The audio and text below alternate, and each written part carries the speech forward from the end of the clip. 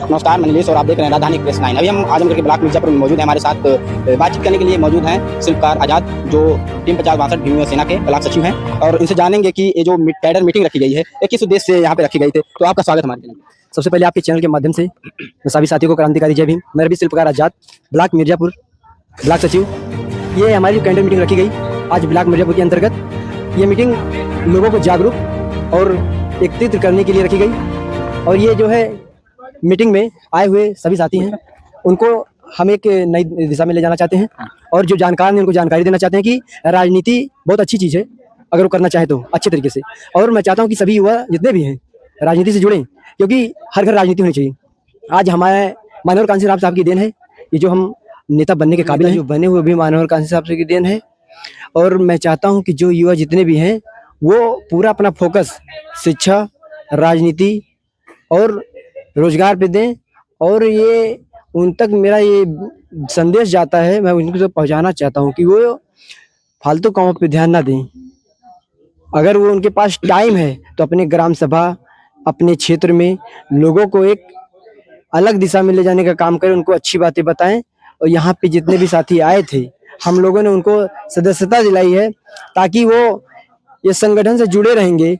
इस संगठन के माध्यम से हो रहे शोषण अत्याचार को रोकने के लिए, या उनके साथ कोई शोषण अत्याचार होता है तो ये भीम युवा सेना संगठन टीम 50-62 के द्वारा उन विरोधियों का ऐसा इलाज किया जाएगा कि वो दोबारा जो है किसी के पे अत्याचार करने की कोशिश नहीं करेंगे। अभी आपने मानवर साहब कांसीराम का नाम लिया, तो उनसे जुड़े हम कुछ सवाल आपसे पूछेंगे।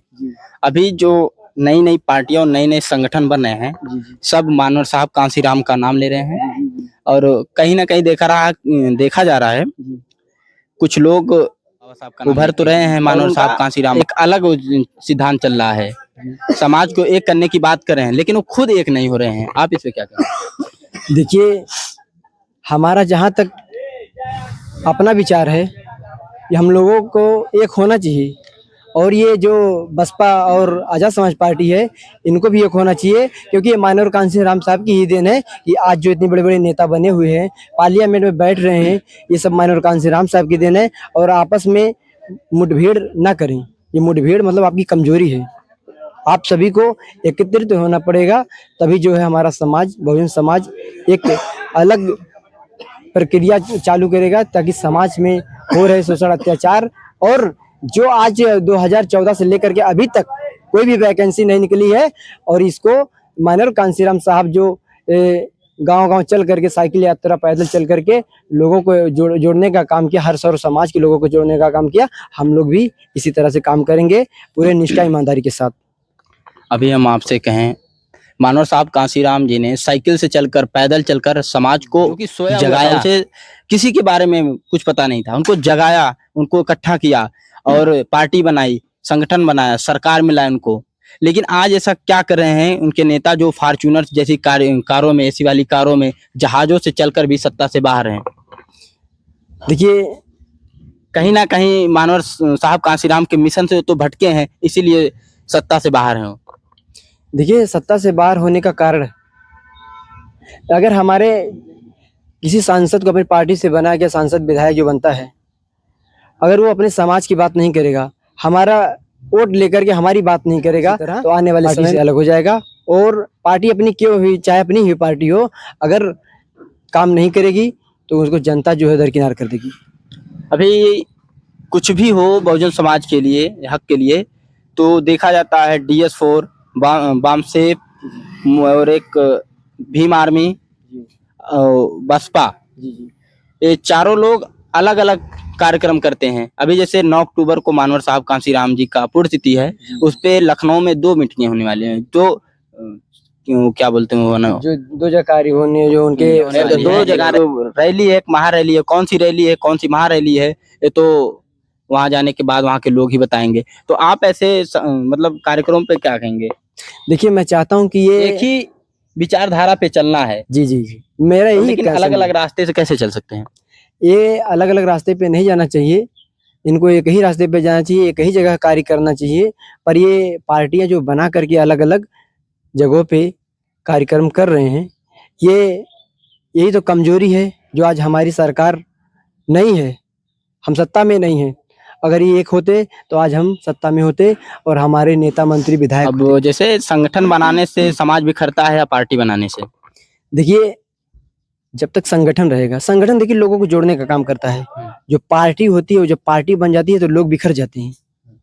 लोग बिखरने का काम तब करते हैं जब पार्टियां होती हैं। दो पार्टी एक ही घर में अगर अलग अलग रहने लगते हैं तो भाई तो उनमें कमजोरी पैदा हो जाती है।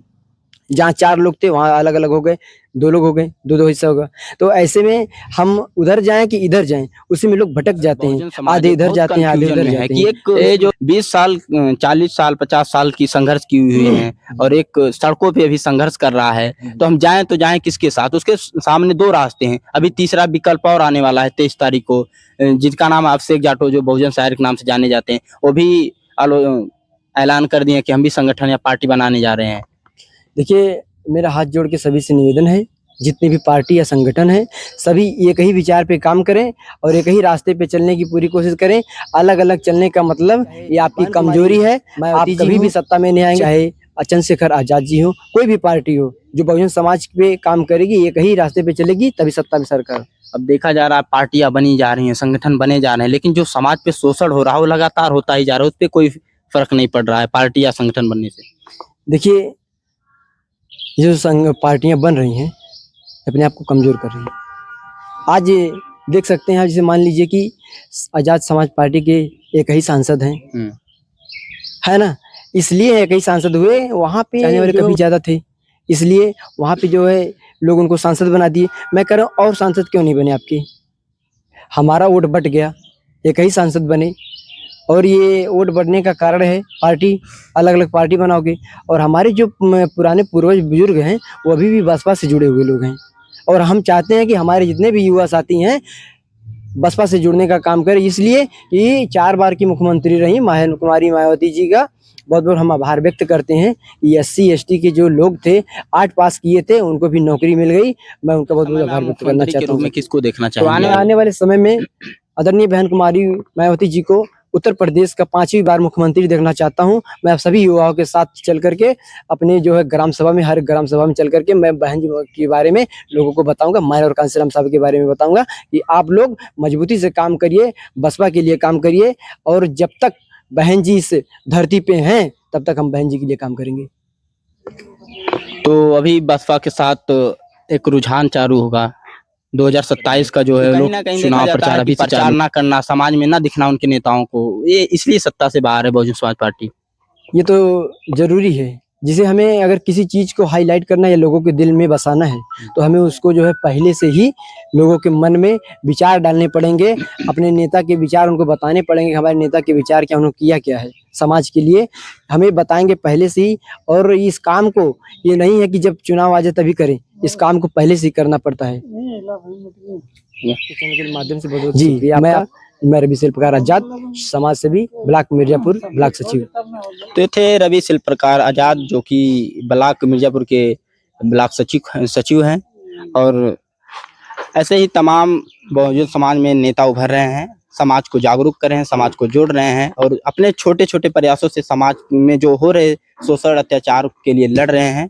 अब जो बड़े नेता हो दिखाई नहीं देते हैं, इसलिए ऐसे नेताओं की जरूरत है, और इन जैसे नेताओं को समाज को सपोर्ट करना चाहिए। तो आप लोग बने रहें राजधानी एक्सप्रेस 9 के साथ। मैं नीलेश, तब तक के लिए धन्यवाद।